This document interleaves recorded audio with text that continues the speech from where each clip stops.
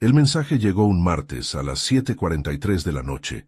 Estaba sentado frente al televisor apagado, ni siquiera recuerdo desde cuándo, cuando escuché el sonido del teléfono. Pensé que era una notificación cualquiera, una de esas que llenan el silencio con nada. Pero cuando vi el nombre en la pantalla, sentí que el corazón me dio un vuelco. Daniel, mi hijo. Después de 8 meses de silencio absoluto. Papá, cenemos el viernes. Solo nosotros dos. Te extraño. Leí esa frase una y otra vez, intentando creer que era real. Las manos me temblaban. No supe si llorar o reír.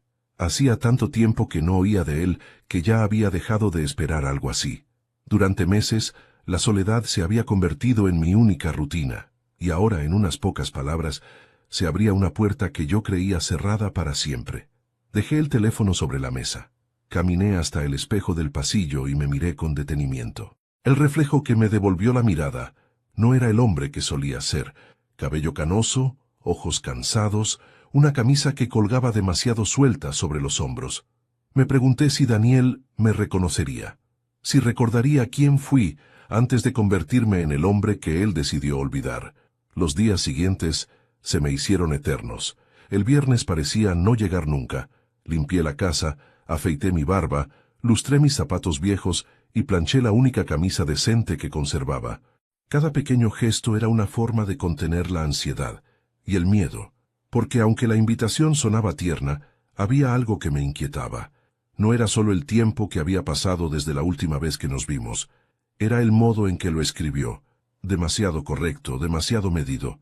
Daniel nunca fue de escribirte extraño, pero me aferré a esa ilusión. A veces uno necesita mentirse un poco para seguir respirando.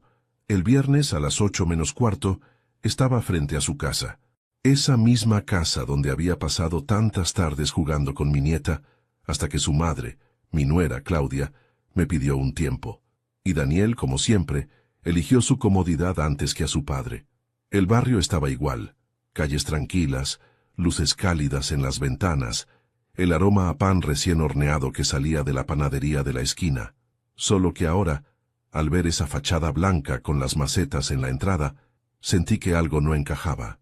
Las luces del interior estaban apagadas, salvo una que titilaba en el comedor, el portón entreabierto, el coche de Daniel estacionado. Tomé aire, ajusté la bufanda y subí los escalones de piedra.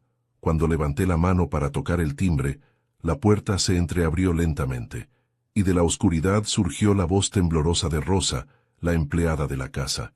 «Señor Eduardo, no entre. Váyase, por favor. Váyase de aquí lo antes posible». Sus palabras me helaron la sangre. «¿Qué dices, Rosa? ¿Dónde está mi hijo? No puedo explicarle, solo váyase. No me pregunte nada». Vi el terror en sus ojos. No era nerviosismo, no era confusión, era miedo puro. Algo dentro de mí se contrajo, dio un paso hacia atrás y bajó la voz. «Por favor, señor, confíe en mí, no entre». El corazón me latía con fuerza. «¿Pasa algo con Daniel?», insistí. Ella negó con la cabeza, mirando hacia adentro.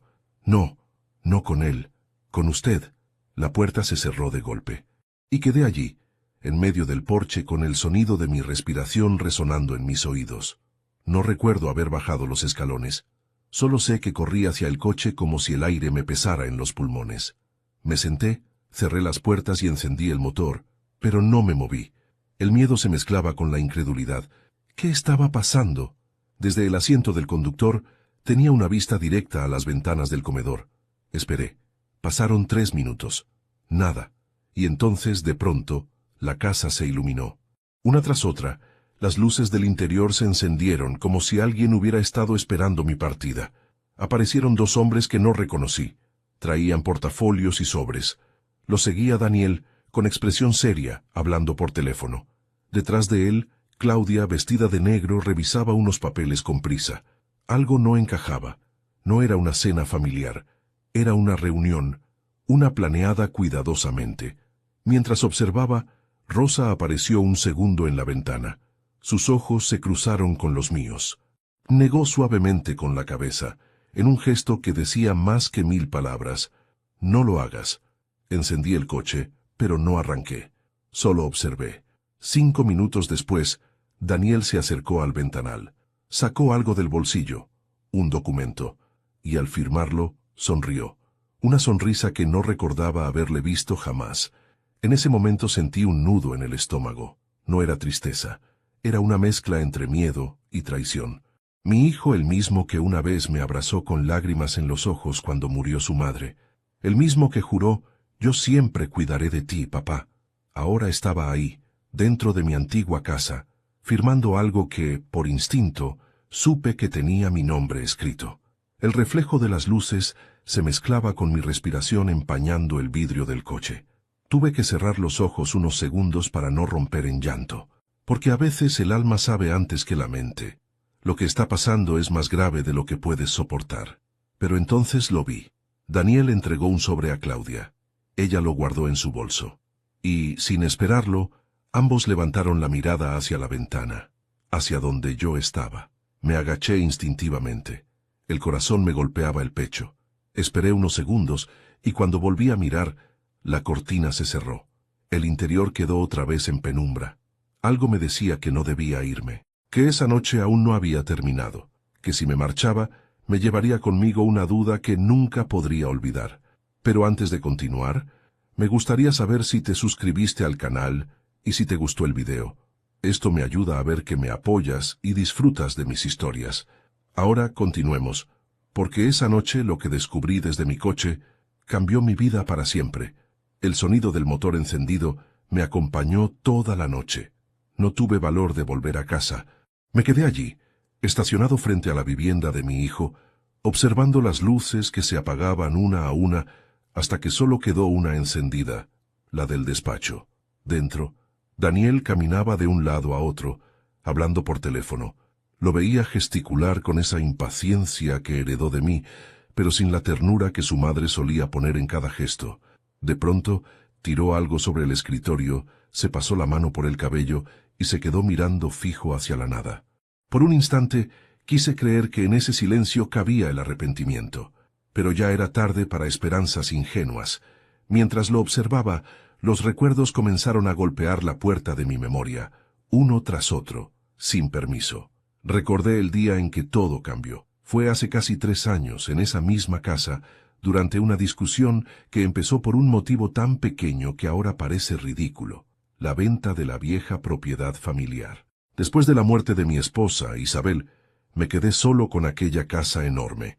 Daniel me insistía en venderla. Decía que no tenía sentido mantenerla, que me sería más cómodo mudarme cerca de ellos. Pero yo no podía. Cada rincón guardaba algo de ella: su aroma, su voz, su risa cuando cocinaba torpemente. Venderla habría sido como enterrarla por segunda vez. «Papá», me dijo Daniel aquel día con tono impaciente, «no tiene sentido seguir pagando impuestos por una casa vacía». «No está vacía», le respondí. «Aquí está tu madre». «Tu madre ya no está, papá. Eso es lo que tú crees». Claudia, su esposa, intervino con esa voz fría que siempre usaba cuando quería sonar razonable. «No es saludable vivir del pasado, don Eduardo». «Y no es saludable vivir sin raíces, hija», le contesté. Ella se levantó, molesta, y fue directo al punto. «Daniel tiene razón. Si vendemos, podemos invertir ese dinero. No se trata de borrar recuerdos, sino de aprovechar oportunidades». «¿Podemos?», pregunté mirándola. «¿O se trata de que tú puedas?». Daniel golpeó la mesa. «Basta, papá, no la ataques». «No la ataco», le dije. «Solo defiendo lo poco que me queda». Fue entonces cuando lo escuché decir lo que aún me quema el alma: «Si prefieres vivir entre fantasmas, hazlo, pero no esperes que yo te acompañe». Esa fue la última frase que cruzamos antes del silencio que nos separó por meses. Después vino la distancia, los mensajes sin respuesta, los cumpleaños olvidados. Hasta que esta invitación apareció, como una llama encendida en la oscuridad. A medianoche, cuando las luces de su casa finalmente se apagaron, encendí un cigarrillo, aunque hacía años que había dejado de fumar. El humo me raspó la garganta, pero el fuego me dio una claridad extraña. Algo dentro de mí me decía que esa cena no era un reencuentro, sino una trampa cuidadosamente preparada. ¿Pero por qué? ¿Qué podría ganar mi propio hijo con hacerme daño? Y entonces recordé a Rosa, su mirada aterrada, su voz susurrando: «No con él, con usted». Esa frase se repetía en mi cabeza una y otra vez. Algo estaba ocurriendo, algo que me superaba, y no era fruto de mi imaginación. A las 2 de la madrugada, decidí irme. El barrio dormía, y solo el sonido lejano de un perro rompía el silencio. Conduje sin rumbo durante un buen rato, hasta que el cansancio me obligó a detenerme frente a una gasolinera. Pedí un café y me senté junto a la ventana, mirando el reflejo del neón sobre el parabrisas. Un joven empleado, de unos 20 años, se acercó y me preguntó si necesitaba algo más. Negué con la cabeza. «¿Está bien, señor?», insistió. No supe qué responderle. ¿Cómo explicarle que acababa de descubrir que la sangre también puede volverse enemiga? Solo dije: «Estoy cansado, hijo. Cansado de no entender por qué el amor se desgasta tan rápido». El chico me miró un segundo, y luego se alejó en silencio. Su gesto simple me recordó algo. No toda juventud está perdida.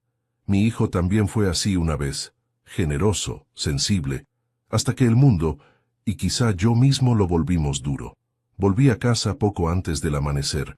El reloj marcaba las 5 cuando crucé la puerta. El aire olía a humedad y polvo, a soledad larga. Encendí la lámpara del escritorio y me dejé caer en la silla. Sobre la mesa todavía estaba la fotografía que guardo desde hace años. Daniel, con apenas 8, sentado sobre mis hombros en la playa. Sonreíamos los dos. Yo creía que nada podría romper ese lazo. Tomé la foto entre las manos y la miré durante minutos. La tristeza no era rabia. Era una especie de nostalgia envejecida, una sensación de haber fallado sin entender cómo. Quizá no lo supe amar bien. Quizá le exigí ser fuerte demasiado pronto. Quizá confundí disciplina con dureza y cariño con control. Los padres también nos equivocamos, solo que a veces lo descubrimos cuando ya nadie quiere escucharlo. De pronto, el sonido del teléfono me sacó de mis pensamientos. Era un número desconocido. Dudé antes de contestar. «¿Sí? ¿Señor López? Soy Rosa». Mi cuerpo se tensó. «Rosa, ¿qué pasa? No puedo hablar mucho. Solo quería asegurarme de que se fue de allí». «Sí, me fui. Gracias a Dios». «¿Qué está ocurriendo?», pregunté, conteniendo el temblor en mi voz. Ella dudó unos segundos. «No puedo decirle por teléfono, pero tiene que verme. Es importante». «¿Dónde?» «Mañana, al mediodía, en la cafetería de la estación vieja. No le diga a nadie que irá». La línea se cortó. Me quedé inmóvil, sosteniendo el auricular como si pesara una tonelada. Las sombras del pasado se mezclaban con las del presente, y juntas formaban un laberinto del que no sabía si quería salir. Sabía que debía dormir, pero el sueño no llegó. Solo la imagen de mi hijo en aquella ventana, firmando algo que no entendía, y el eco de una voz femenina que, por primera vez en mucho tiempo, no me traía consuelo, sino advertencia. Y aunque mi corazón quería creer en la inocencia de Daniel, mi instinto de padre me decía que la verdad, cuando se revele, no iba a salvarme. Iba a destruirlo todo. La estación vieja estaba casi vacía. El reloj colgado en lo alto marcaba las 12 en punto, pero parecía detenido en otro siglo. El aire olía a café recalentado y a polvo. Me senté junto a la ventana, donde la luz del mediodía apenas lograba atravesar el cristal empañado. Pedí un cortado y esperé. No sabía si Rosa vendría. Tampoco sabía si debía estar allí. Pero cuando una persona te mira con tanto miedo y te pide que escapes, no puedes ignorarlo. Y menos cuando ese miedo viene de alguien que ha estado en la casa de tu hijo. Pasaron 10 minutos, luego 15.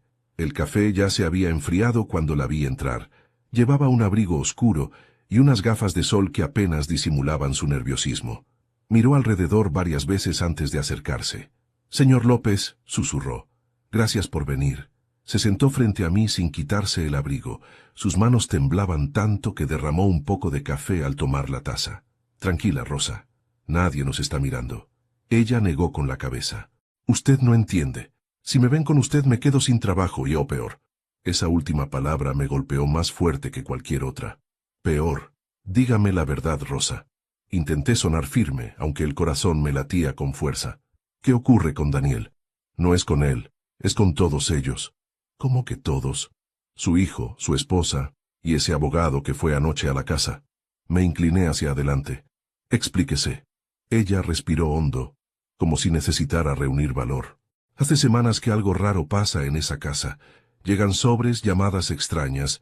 La señora Claudia me prohibió entrar al estudio. Y ayer se detuvo.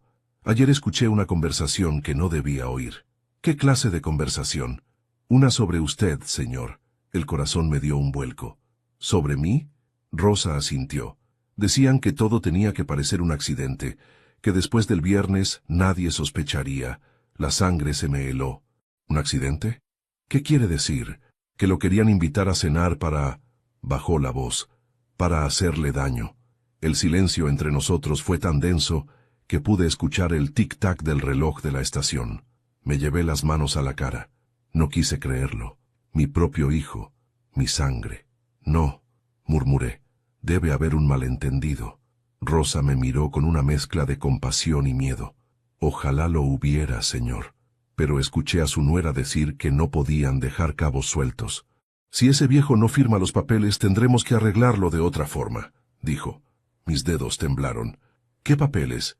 Ella abrió su bolso y sacó un sobre doblado. Esto lo encontré en la cocina. Estaba en una carpeta con su nombre. Me lo entregó con manos temblorosas. Adentro había copias de documentos notariales. El encabezado decía, cesión de derechos patrimoniales. Eduardo López. Las firmas al pie eran mías, o al menos parecían serlo. Pero yo nunca firmé esto, susurré. Lo sé. Rosa asintió. Por eso le dije que se fuera. Si usted hubiera entrado esa noche, no estaría aquí hablando conmigo. Sentí un mareo. El mundo giró un segundo, y tuve que aferrarme a la mesa para no caer. Me quedé mirando los papeles, incrédulo. No podía entender cómo habían llegado a eso. ¿Quién es ese abogado?, pregunté. Un tal Ramiro Peña. Ha estado yendo a la casa desde hace meses. Su hijo dice que es su asesor financiero, pero en realidad está ayudando a su esposa a transferir todo a otra cuenta. ¿A nombre de quién? De ella, y de una empresa que no existe. Me quedé en silencio. En mi cabeza, las piezas empezaban a encajar. Los meses de silencio, las llamadas que nunca me contestó, el tono forzado de la invitación. No era una reconciliación, era una emboscada. Rosa se inclinó hacia mí. No puede volver a su casa, señor. No puede firmar nada ni hablar con ellos. ¿Y qué debo hacer? Buscar a alguien en quien confíe y desaparecer por unos días. Desaparecer. La palabra me dio vueltas en la mente. Era absurdo. ¿Huir? ¿A mis 60 años? ¿Esconderme como un criminal para sobrevivir a mi propia familia? Pero cuando la miré supe que no exageraba. Ese miedo en sus ojos era real. Y mi hijo, el mismo niño que un día me dijo, «Quiero ser como tú, papá», había dejado de existir. Salimos juntos de la cafetería. El sol ya caía, tiñendo los adoquines de un tono ámbar. Rosa caminaba rápido mirando hacia los lados. Antes de despedirse, me apretó la mano. «No confíe en nadie, señor, ni siquiera en su hijo». Vi cómo se alejaba entre la gente hasta perderse en la multitud. Me quedé parado sintiendo que algo dentro de mí se había roto. No era solo la confianza ni la seguridad, era mi propia identidad como padre. Encendí el coche y conduje sin rumbo. Las palabras de Rosa retumbaban en mi cabeza. Después del viernes nadie sospecharía. Aquella frase me perseguía. Si no hubiera obedecido su advertencia, tal vez ya estaría muerto. Llegué a casa entrada la noche. Encendí la luz del salón y abrí los documentos una vez más. Miré mi firma falsificada. Era perfecta, idéntica a la mía. El trazo, la inclinación, incluso la presión de la pluma. Me quedé observando el papel, tratando de entender en qué momento dejé de conocer a mi propio hijo. De repente algo me estremeció. En la parte inferior del contrato, en letras pequeñas, había una fecha, sábado 9 de julio, el día siguiente a la cena. Esa era la fecha en la que planeaban presentar mi cesión ante notario. Lo tenían todo planeado. Mi muerte, mi firma, mi desaparición. Me levanté despacio y me miré en el espejo. Los ojos que me devolvieron la mirada eran los de un hombre que ya no podía seguir siendo víctima. Un padre puede perdonar una palabra, una ofensa, una distancia, pero no una traición planeada. Aquella noche comprendí algo. No podía denunciar todavía. No podía actuar sin pruebas. Y lo más importante, no podía dejar que supieran que estaba vivo, porque si querían verme muerto, Tendrían que enfrentar la versión de mí que ellos mismos crearon, un hombre sin miedo, un padre que lo había perdido todo, y que ahora no tenía nada que perder. Esa noche no dormí. Cada vez que cerraba los ojos, veía la escena una y otra vez. Mi hijo, su esposa, los documentos, el abogado, y mi nombre falsificado al pie de un contrato que sellaba mi desaparición.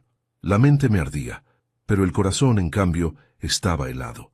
Durante años me creí un hombre fuerte, capaz de enfrentarlo todo, pero la traición de un hijo tiene un peso distinto. No se lleva en la espalda, sino en el alma. Es un tipo de dolor que no se grita ni se llora, se piensa. Y esa noche pensé demasiado. A las 5 de la mañana me levanté, preparé café y me senté en la mesa con los documentos delante. Necesitaba claridad, y la única forma de obtenerla era transformando mi dolor en algo útil. Sabía que si iba a la policía, me dirían que era una sospecha sin pruebas. Y si enfrentaba a Daniel, solo aceleraría lo inevitable. Así que decidí hacer lo que jamás pensé que haría, jugar su juego. Saqué un cuaderno, abrí una página nueva y escribí en la parte superior una palabra: plan. Debajo tracé 3 columnas: personas, tiempos, riesgo. Me sentí absurdo, como si fuera un criminal diseñando un delito. Pero luego recordé las palabras de Rosa: no confíe en nadie. Y entendí que mi única defensa sería mi propia astucia. El primer paso era encontrar a alguien de confianza, y no quedaban muchos. Fue entonces cuando pensé en Martín Calderón, un viejo amigo de mi juventud. Habíamos trabajado juntos hace décadas en la empresa de ingeniería donde conocí a Isabel, mi difunta esposa. Martín siempre fue un hombre discreto, fiel, con una mente afilada para los detalles legales. Después de jubilarse, se retiró a una pequeña casa en el campo, a unos kilómetros de la ciudad. Le marqué a media mañana. Tardó en contestar. ¿Eduardo? Su voz sonó ronca, sorprendida. Caray, pensé que estabas en otro país. Ojalá lo estuviera, Martín, le respondí con amargura. Necesito verte. ¿Tan grave es? Digamos que se trata de vida o muerte. Hubo un silencio al otro lado. Luego, su voz se volvió seria. Ven esta tarde. No le digas a nadie. El camino hasta su casa fue largo y silencioso. La carretera serpenteaba entre campos secos y árboles torcidos por el viento. Mientras conducía, repasaba mentalmente cada palabra que Rosa me había dicho. Cada detalle podía ser una pista, cada recuerdo una advertencia. Cuando llegué, Martín me esperaba en el porche con su eterno sombrero y su taza de mate. Apenas me vio, me abrazó. «Tienes el mismo olor a café y a tristeza de siempre», bromeó. Sonreí por primera vez en días. «Y tú sigues oliendo a tierra y a consejos que duelen». Nos sentamos frente a la chimenea. Le conté todo, sin omitir nada. El mensaje de mi hijo, la advertencia de Rosa, los documentos falsificados. Martín me escuchó sin interrumpir, moviendo lentamente el mate entre sus manos. Cuando terminé, guardó silencio unos segundos. «Entonces quieren matarte», dijo al fin con una calma escalofriante. «Eso parece. ¿Y tú qué piensas hacer? ¿Sobrevivir?» Él se recostó en la silla, cruzando los brazos. «Eso suena bien, pero necesitarás más que suerte. Necesito tu ayuda. Sabes que la tienes». Le mostré los papeles. Martín los leyó con atención y asintió. «Esto es una falsificación profesional. No cualquiera podría replicar una firma así. ¿Puedes rastrear de dónde salió?» «Con tiempo, sí, pero antes debemos protegerte». «¿Protegerme cómo?» «Desapareciendo». «¿Qué?» «Si ellos creen que ya estás fuera del juego, bajarán la guardia. Es la única forma de atrapar a una serpiente. Dejar que crea que ha mordido». Me quedé mirándolo. La idea era tan absurda como brillante. «¿Y cómo se supone que desaparezca?», pregunté. Martín sonrió con esa malicia que solo los viejos astutos tienen. «Déjamelo a mí. Tengo contactos en la funeraria local. Si te parece, mañana mismo podemos organizar un pequeño accidente doméstico». «¿Estás hablando de fingir mi muerte?» «Exactamente». La idea me revolvió el estómago, pero cuanto más la pensaba, más sentido tenía. Si Daniel y Claudia planeaban quedarse con mis bienes, verían mi supuesta muerte como una oportunidad perfecta, y mientras ellos se hundían en su propia mentira, yo podría observarlos desde la oscuridad. Esa noche, Me quedé a dormir en casa de Martín. Él preparó un cuarto sencillo, con una cama de madera y una manta gruesa. Antes de acostarme, saqué la foto de mi esposa y la puse sobre la mesa. Isabel, susurré. Nunca quise que esto terminara así, pero ya no puedo seguir siendo el padre que espera. Ahora tengo que ser el hombre que actúa. Apagué la lámpara y miré el techo. El silencio del campo era absoluto. Por primera vez en semanas, no sentí miedo, sino una extraña sensación de control. Era como si la vida me hubiera devuelto el timón después de un largo naufragio. Al amanecer, Martín entró con un termo de café y un sobre en la mano. «Aquí está todo lo que necesitarás», dijo, dejándolo sobre la mesa. Dentro había una nueva identificación, una libreta con notas falsas y una llave. «¿Qué es esto?» «Una cabaña que tengo en las afueras, cerca del río. Nadie te encontrará allí». «¿Y después?», pregunté. «Después los dejaremos hablar, firmar, moverse, y cuando crean que todo está bajo control, tú regresarás». «¿A vengarme?» «No, Eduardo. A mostrarles quién eres». Me quedé mirando el fuego que chispeaba en la chimenea. Las llamas danzaban como si supieran que algo estaba por comenzar, y en ese instante lo decidí. Dejaría atrás al hombre ingenuo que fui, al padre que solo sabía perdonar. Porque a veces, para que la verdad salga a la luz, hay que pasar por la sombra. Me serví una taza de café y brindé en silencio. Por mi esposa, por la rosa que me advirtió, y por el hijo que me enseñó que el amor ciego también puede matar. Y así, con el primer rayo del sol sobre mi rostro, tomé la decisión más importante de mi vida: morir, para poder vivir. El sonido de las sirenas fue más convincente de lo que imaginé. Martín se encargó de todo con una precisión que rozaba lo macabro. El plan era simple, pero arriesgado. Un supuesto accidente doméstico, una caída por las escaleras, una nota de despedida cuidadosamente redactada, y un cuerpo irreconocible que nadie cuestionaría demasiado. El cadáver, claro, no era mío. Un contacto suyo en la funeraria local se encargó de intercambiar registros, y el resto lo hizo el fuego. Una explosión controlada en mi vieja casa selló la historia. Los vecinos, alarmados, llamaron a los bomberos. Cuando los medios llegaron, ya se hablaba de una tragedia en el domicilio del empresario jubilado Eduardo López. Desde la cabaña de Martín, a varios kilómetros de distancia, observé la transmisión en directo. El humo aún salía por el techo de lo que alguna vez fue mi hogar. Un reportero hablaba frente a las cámaras, con tono grave y teatral.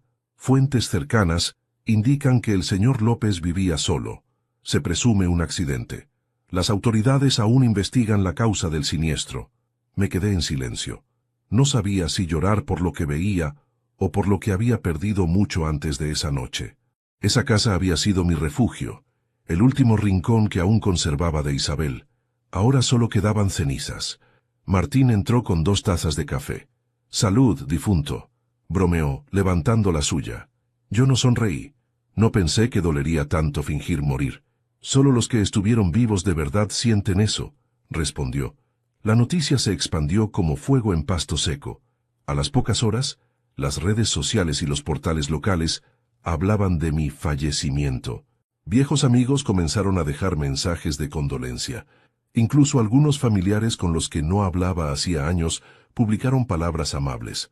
La muerte, pensé, tiene un extraño poder, el de reconciliar a los que no tuvieron valor de hacerlo en vida. Pero la parte que realmente me interesaba aún no había ocurrido: la reacción de mi hijo. Y cuando finalmente lo vi frente a las cámaras, entendí que todo lo que había planeado había valido la pena. Era la tarde del día siguiente.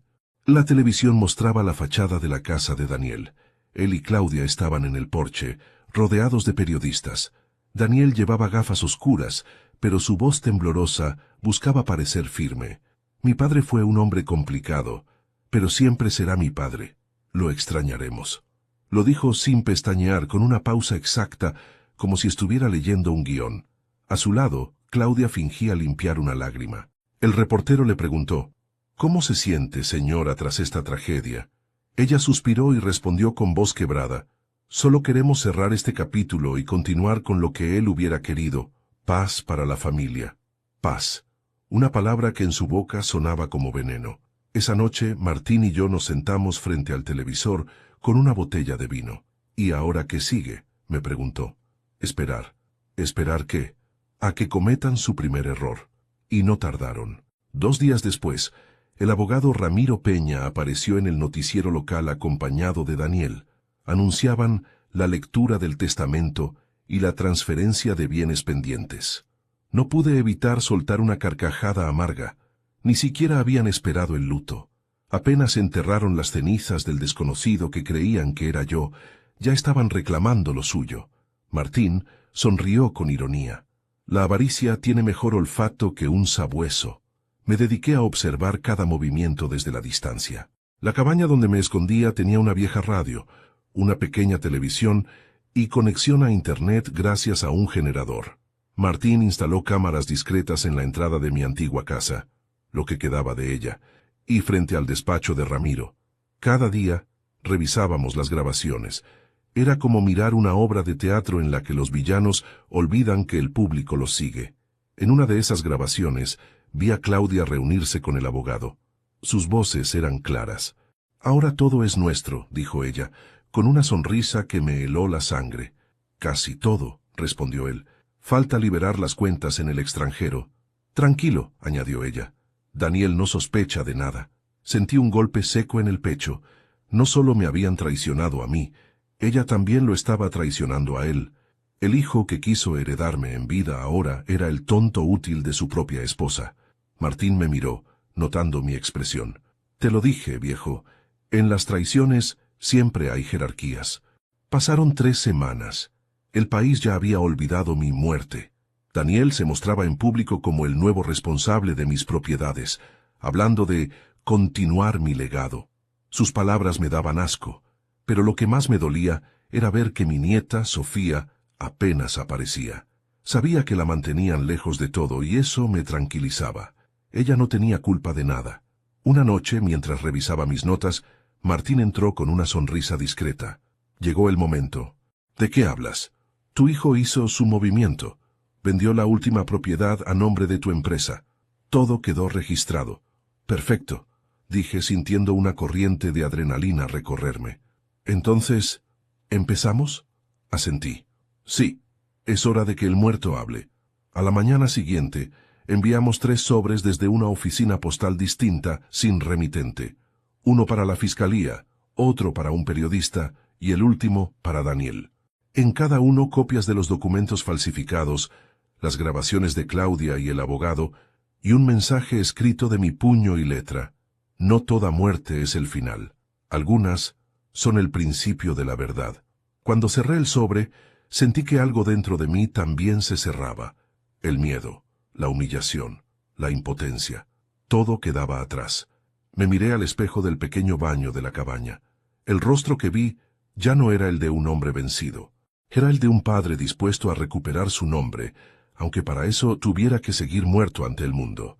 Pero antes de continuar, dime aquí en los comentarios qué te está pareciendo esta historia hasta ahora y qué harías tú en mi lugar. No te vayas del video porque lo que viene a continuación te pondrá la piel de gallina, porque el verdadero infierno aún estaba por comenzar. El silencio cuando uno está vivo pero el mundo cree lo contrario suena diferente. No es paz. Es un eco hueco, como si el universo respirara sin ti. A veces me sorprendía hablando solo, o respondiendo en voz alta a los presentadores del noticiero. Martín se reía, y decía que la muerte me estaba volviendo filósofo. Pero en el fondo, lo que me estaba volviendo era humano otra vez. Llevaba un mes escondido en la cabaña, cuando llegaron las primeras consecuencias de mis sobres. La prensa explotó. Titulares en todos los portales. Nuevas dudas sobre la muerte del empresario Eduardo López. Filtran documentos que involucran a su hijo en maniobras financieras. Una viuda falsa y un abogado en la mira. Ver sus rostros en televisión, rodeados de micrófonos, intentando defender lo indefendible, me provocó una mezcla de risa amarga y compasión. Daniel lucía pálido, con ojeras profundas. Claudia, en cambio, mantenía el aplomo de quien no conoce la vergüenza. Mientras los reporteros los acorralaban con preguntas, él tartamudeaba. Ella mentía con una serenidad que solo da el hábito. «Todo esto es una confusión», decía ella. «Mi suegro firmó esos documentos en vida. Las acusaciones son crueles, pero las pruebas hablaban más fuerte que cualquier discurso, y mientras ellos se hundían, yo me mantenía en silencio, observando desde el exilio que yo mismo había creado. Sin embargo, no todo era satisfacción. La noche me pesaba. Dormir en una cama ajena, con el viento golpeando las ventanas y el reloj marcando horas sin sentido, me hacía pensar demasiado. ¿En qué momento un padre y un hijo se pierden así? ¿Cuándo deja de ser amor y se convierte en cálculo? Recordaba a Daniel de niño, corriendo entre los pasillos de la vieja casa, riendo con la inocencia de quien no conoce la codicia. Le había enseñado a andar en bicicleta, a escribir su nombre, a no mentir jamás, y ahora había firmado mi sentencia de muerte, no por odio, sino por ambición. Esa era la herida más profunda, saber que su traición no nació del desprecio, sino del deseo. Una noche, mientras repasaba los informes que Martín conseguía de sus contactos, encontré un dato que me heló la sangre. Mi nieta, Sofía, estaba internada. Había sufrido una crisis nerviosa en el colegio. Nadie se lo dijo a la prensa, pero el informe médico lo confirmaba. Me quedé mirando el papel sin respirar. No puede ser, murmuré. Martín levantó la vista del escritorio. ¿Qué ocurre? Le mostré el documento. Él lo leyó en silencio. La niña no entiende lo que pasa, dijo con pesar. Perder al abuelo, ver a los padres en televisión, demasiado para una criatura. Apreté los puños. Ella no tiene la culpa de nada. Lo sé, viejo, pero si apareces ahora, arruinas todo. No me importa. Sí te importa, replicó con calma. Si lo haces antes de tiempo, los verdaderos culpables saldrán impunes. Y tu nieta crecerá creyendo que su abuelo fue un loco que abandonó a todos. ¿Eso quieres? Me quedé en silencio. A veces Martín tenía una crueldad que dolía, pero sus palabras eran verdad. Tenía que resistir. Por ella, por Isabel, por mí. 2 semanas después, la justicia abrió una investigación formal. El abogado Peña fue citado a declarar, y poco a poco, los medios comenzaron a hablar de una posible estafa familiar. Daniel se hundía más cada día. Los amigos lo evitaban, los socios lo abandonaron, y Claudia simplemente desapareció, hasta que una noche recibí un correo electrónico, sin remitente, sin asunto, solo una frase: sé que estás vivo. El corazón me dio un vuelco. Llamé a Martín de inmediato. ¿Alguien lo sabe? Tranquilo, respondió él. ¿Qué dice exactamente? Le leí el mensaje. Guardó silencio un instante. Debe ser Rosa. ¿Por qué lo dices? Porque nadie más podría saberlo.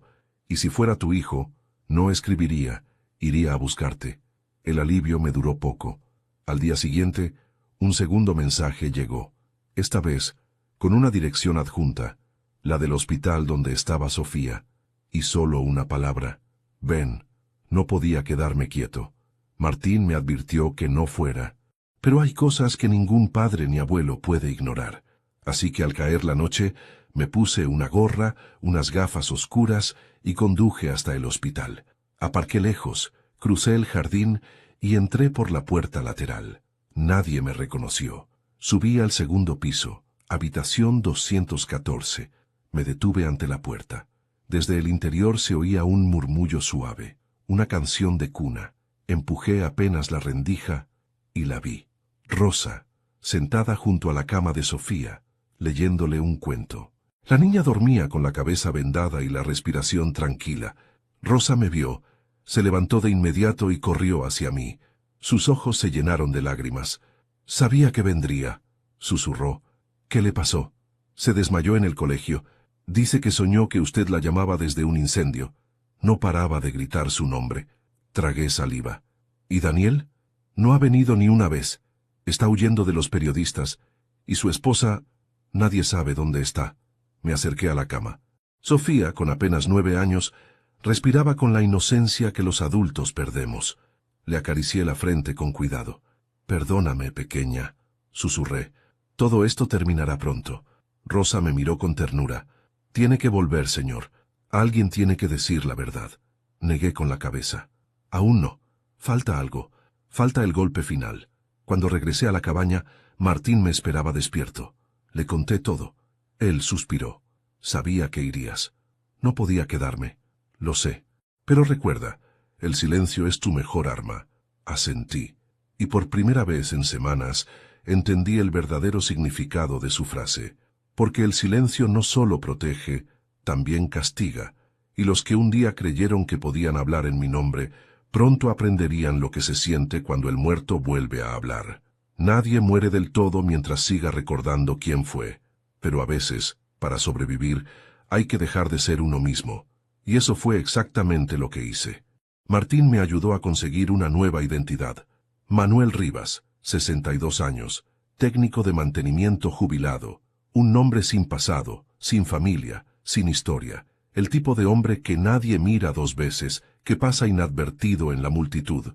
Perfecto para lo que necesitaba. Había pasado más de un mes desde mi falsa muerte.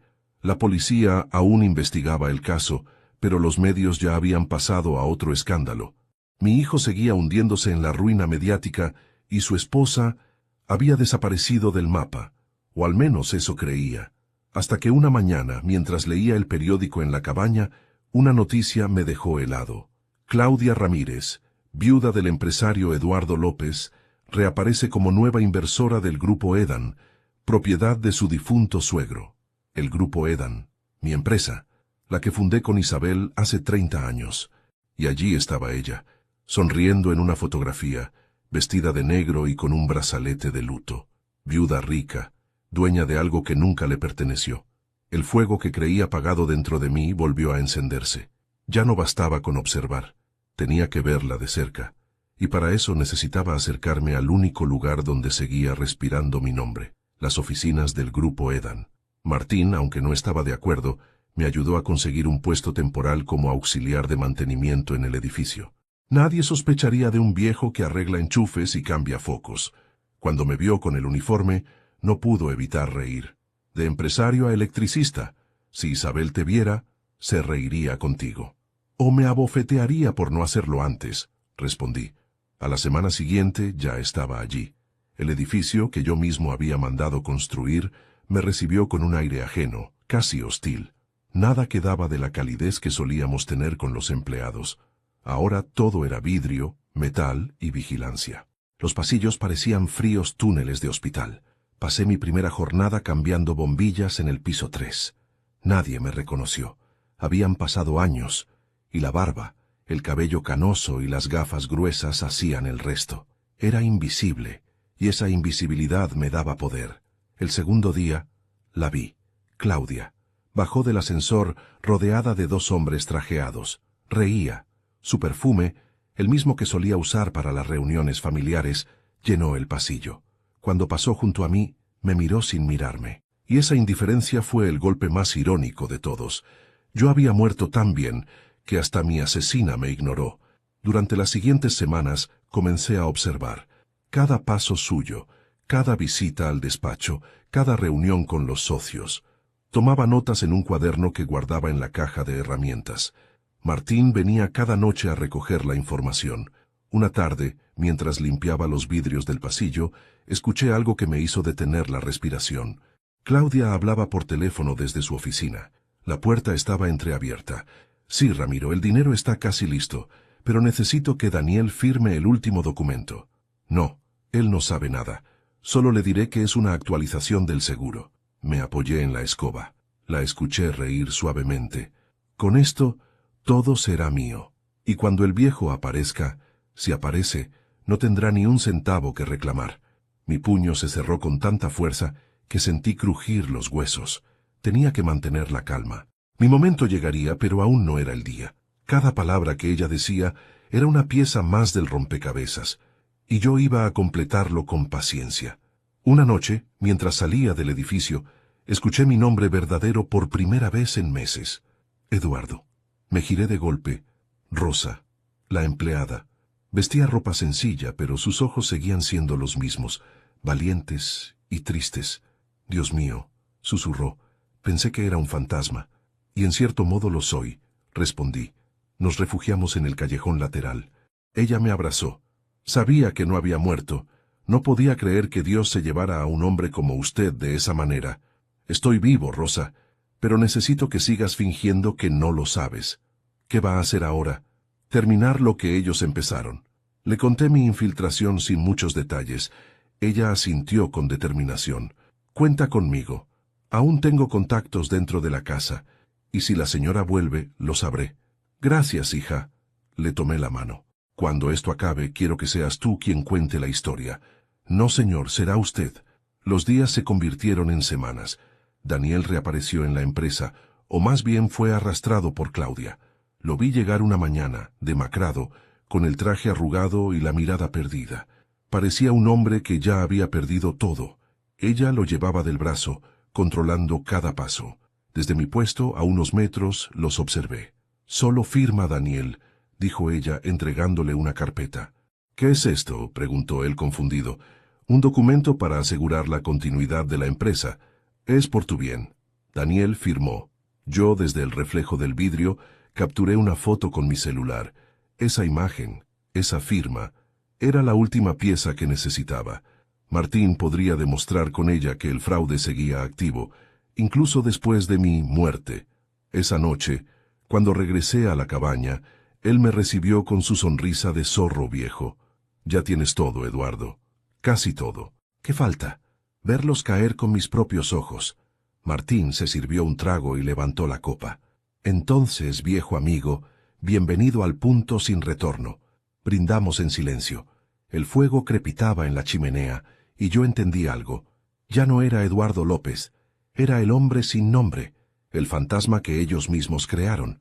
Y lo que estaba por hacer no era venganza, era justicia. Toda cacería comienza con un silencio, una espera, una respiración contenida. Durante meses me habían cazado ellos, creyéndome un obstáculo, un anciano fácil de borrar. Pero ahora el cazador era yo. Y la primera regla de un buen cazador es dejar que la presa se acerque por voluntad propia. Martín me ayudó a preparar cada detalle. El plan tenía que ser tan meticuloso como el de ellos, pero con una diferencia. El mío no buscaba destruir vidas inocentes, sino revelar verdades escondidas. La justicia no siempre se encuentra en los tribunales. A veces hay que construirla con las propias manos. El primer paso fue sembrar la duda. Usando una cuenta anónima, enviamos a Claudia y a Daniel un correo idéntico. «Yo sé lo que hicieron con Eduardo López. No todo quedó enterrado. Si quieren mantener su versión intacta, prepárense para pagar». Acompañamos el mensaje con una foto, la de la firma falsa que Daniel había puesto días antes. Sabíamos que eso sería suficiente para desatar el pánico. Esa misma tarde, desde mi puesto en el edificio, observé cómo ambos llegaban por separado, alterados, mirando a todos lados. Ella subió directamente al despacho del abogado Ramiro Peña. Él, en cambio, se encerró en su oficina y no volvió a salir hasta pasadas 3 horas. Cuando finalmente lo hizo, tenía la mirada perdida, el rostro blanco. Era el rostro de un hombre que empezaba a comprender que los muertos también pueden hablar. Durante los días siguientes, los correos se repitieron, cada uno con un tono distinto, más directo, más amenazante. Martín redactaba los textos con precisión quirúrgica, mientras yo los revisaba palabra por palabra. El objetivo no era extorsionarlos, sino acelerar su caída moral, que el miedo los obligara a exponerse. Y funcionó. Daniel empezó a cometer errores, vendió acciones apresuradamente, transfirió dinero a cuentas que ya estaban vigiladas. Y Claudia, sintiendo que el control se le escapaba, intentó contactar a Ramiro para sacar lo que quedaba. No sabía que el propio Ramiro ya estaba siendo investigado, gracias a los documentos que enviamos a la fiscalía semanas antes. El círculo se cerraba. Una mañana, mientras limpiaba los ventanales del piso 10, escuché el grito. Era Daniel. La puerta de su oficina se abrió de golpe, y lo vi arrojar una carpeta al suelo. «No puede ser, esto no puede estar pasando». Claudia entró detrás de él fingiendo calma. «Tranquilo, amor, lo resolveremos». «¿Resolver?», dijo fuera de sí. «Nos están acorralando. Alguien sabe lo de papá». Ella cerró la puerta y bajó la voz. «Cállate, si alguien te oye, estamos perdidos». Me quedé quieto, fingiendo concentrarme en mi trabajo, pero cada palabra llegaba nítida. «Tú dijiste que todo estaba controlado», gruñó Daniel. «Y lo estaba, hasta que decidiste confiar en Ramiro. No me culpes a mí, fuiste tú quien...». El resto de la frase se perdió en un portazo, pero no necesitaba escuchar más. Ya se estaban destruyendo entre ellos. Mi trabajo simplemente era dejar que el miedo hiciera el resto. Esa misma noche, en la cabaña, Martín me mostró una carpeta llena de documentos. Con esto basta para hundirlos legalmente, dijo.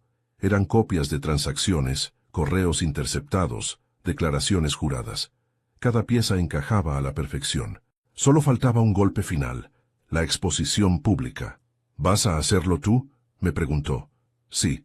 Entonces, viejo amigo, será tu resurrección. La oportunidad llegó 2 días después.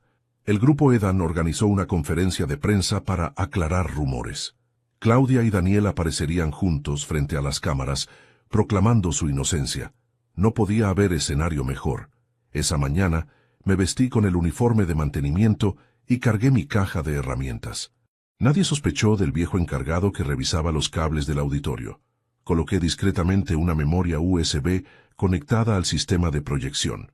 En ella, los documentos, las grabaciones, las imágenes y mi voz. A las 11, el evento comenzó. La sala estaba llena de periodistas. Claudia, impecable, tomó el micrófono. Queremos agradecer su presencia y desmentir las acusaciones sin fundamento que se han difundido. Daniel permanecía detrás de ella, visiblemente tenso. Sus manos sudaban, sus ojos evitaban mirar al público. El moderador anunció una breve presentación audiovisual con la trayectoria de la familia López. Y entonces, la pantalla se encendió. Primero, una foto mía, en blanco y negro. Luego, el sonido de mi voz, gravemente pausada como un eco que volvía del otro lado. Buenas tardes. Si están viendo esto, es porque la verdad decidió hablar. No todas las muertes son accidentes. Algunos son silencios planeados. Los murmullos llenaron la sala. Claudia se congeló. Daniel retrocedió un paso. En la pantalla comenzaron a aparecer los documentos, las transferencias, las firmas falsas, las grabaciones con su voz y la del abogado. Cada línea era una estocada. Los periodistas se pusieron de pie, apuntando sus micrófonos y cámaras. Claudia intentó sonreír. «Eso es un montaje», gritó, pero la voz en la grabación la interrumpió.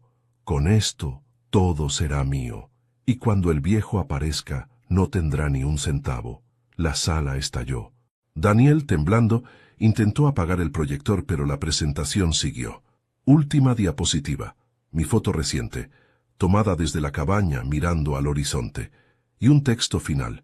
Eduardo López sigue vivo. El caos fue inmediato. La prensa rodeó a la pareja. Los guardias de seguridad intentaron cortar la transmisión, pero era tarde. Martín había hecho su parte. La señal se retransmitía en directo por Internet. En cuestión de minutos, el país entero sabía que el muerto había vuelto. Yo, desde un rincón oscuro del auditorio, me quité lentamente la gorra. Por un instante, Daniel levantó la mirada y nuestros ojos se encontraron. Su rostro palideció. No gritó, no corrió, no dijo nada. Solo comprendió. Y en ese silencio, supe que mi venganza había terminado. Esa noche, regresé a la cabaña. Martín me esperaba con un whisky servido. ¿Y bien?, preguntó. La trampa se cerró. ¿Y cómo te sientes? Cansado.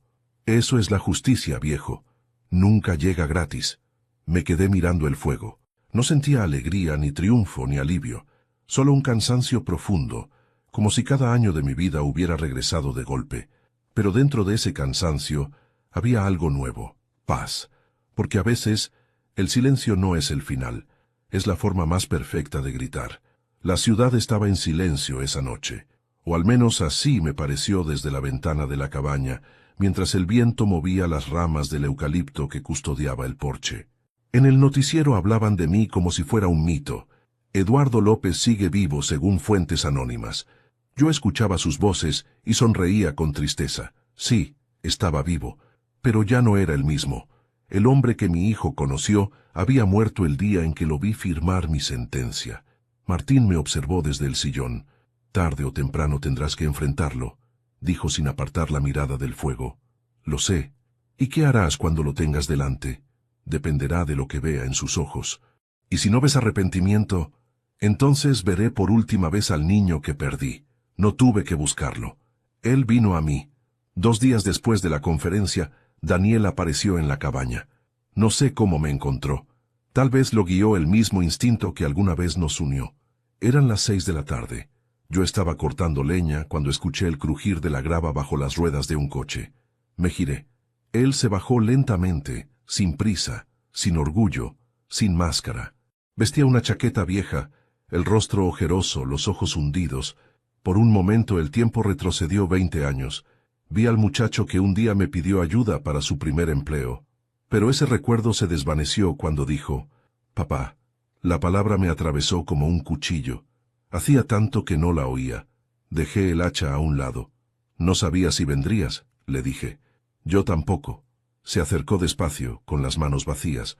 Nos quedamos frente a frente. El silencio entre nosotros pesaba más que todo lo que había pasado. «Entonces, estás vivo», dijo al fin. «Más que nunca. ¿Por qué hiciste todo esto? Para ver hasta dónde llegaría tu silencio». Sus labios temblaron. «No sabes lo que fue, papá. Claudia...» «No me digas su nombre», lo interrumpí. «No te atrevas a esconderte detrás de ella». «No era tan fácil», insistió bajando la mirada. «Yo solo quería resolver las deudas, recomenzar. Ella me convenció de que tú entenderías, de que no te haría daño. ¿Y firmar mi muerte era parte de ese entendimiento?» Daniel se estremeció. «No sabía que era eso», murmuró. «Creí que solo eran papeles». «Los papeles siempre dicen la verdad. El problema es quién los firma». Se llevó las manos a la cabeza. «No sabes lo que es vivir con esta culpa». «Claro que lo sé», dije con voz baja. «La culpa fue lo único que me quedó cuando tu madre murió». Me miró por primera vez a los ojos, y lo vi. El remordimiento, el miedo, y algo más. Una tristeza tan profunda que por un instante casi lo perdoné. Nos sentamos en el porche. El viento traía olor a tierra mojada. Daniel habló durante largo rato. Me contó de las presiones, las deudas, la manipulación de Claudia, el miedo a perderlo todo. Escuché en silencio. No lo interrumpí ni una sola vez. Cuando terminó, me quedé callado. ¿Y todo eso justifica intentar borrar a tu propio padre? No, susurró, pero fue lo que hice. Asentí lentamente. ¿Sabes, Daniel, cuando eras niño, tu madre me decía que tenías un don, el de convencer con la mirada, y lo usaste bien. Me convenciste de que aún quedaba bondad en ti. Papá, no hables. Déjame terminar. Tomé aire. Yo no planeé esto para humillarte. Lo hice porque necesitaba ver si el hijo que crié seguía dentro de ti, si ese niño aún podía sentir vergüenza. Él se tapó el rostro con las manos. Las lágrimas empezaron a caer. Las siento todos los días. Desde que vi esa conferencia, desde que escuché tu voz en esas grabaciones, no he dormido, no he comido, no he tenido paz. Guardé silencio. Por primera vez no vi al traidor. Vi al hombre quebrado que mis errores habían ayudado a formar. ¿Y ahora qué harás?, me preguntó levantando la vista. Nada, dije. ¿Nada? Ya los destruiste tú solo. La justicia se encargará del resto. ¿Y tú? Yo ya obtuve lo que necesitaba. Se levantó despacio. No sé cómo vivir con esto. Aprende, respondí, o muere de verdad. Pero si decides vivir, hazlo bien, no por mí, por Sofía. Su nombre lo hizo temblar. ¿Cómo sabes de ella? Porque sigo siendo su abuelo, aunque tú lo olvidaras. Daniel rompió en llanto. La llevé a un psicólogo. No deja de soñar contigo. Dice que la llamas desde un incendio. Tal vez lo hago, murmuré. Tal vez intento que despierte antes de que sea tarde. Él me miró con desesperación. ¿Me vas a perdonar? Eso no depende de mí. Entonces, ¿de quién? Del tiempo. Y del hombre que decida ser mañana. Se quedó un rato más sin hablar. Cuando se marchó, el cielo ya estaba oscuro. El ruido del coche alejándose se mezcló con el canto de los grillos. Sentí el alma cansada, pero también ligera. Por primera vez en años, no había rabia, solo vacío. Martín salió al porche con 2 vasos y una botella. ¿Y bien? Ya no hay odio, le dije. ¿Y eso es bueno? No lo sé, pero es suficiente. Nos quedamos mirando las estrellas. Y comprendí que la justicia que había buscado no era la de los tribunales, sino la de las miradas. Esa que no absuelve ni condena, solo revela. Al día siguiente, recibí un mensaje en el celular. Era de Daniel. Solo 3 palabras. Gracias por verme. Respondí con otras 3. Hazlo por ella. Apagué el teléfono y salí al jardín. El sol de la mañana caía sobre la madera húmeda del porche. Por primera vez en mucho tiempo, respiré sin miedo. Porque entendí que algunas guerras no se ganan cuando el enemigo cae, sino cuando uno deja de odiarlo. El invierno llegó más temprano ese año. Las hojas de los álamos cayeron antes de tiempo, y el aire tenía ese aroma que anuncia que algo está terminando. A veces creo que la naturaleza sabe más que nosotros. Entiende los finales sin miedo, sin ruido, sin explicaciones. Yo, en cambio, necesitaba cerrar el mío con palabras.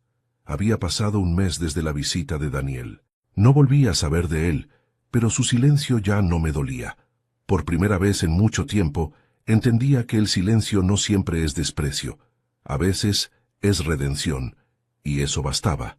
Martín se había ido unos días a visitar a su hijo, así que la cabaña estaba en calma.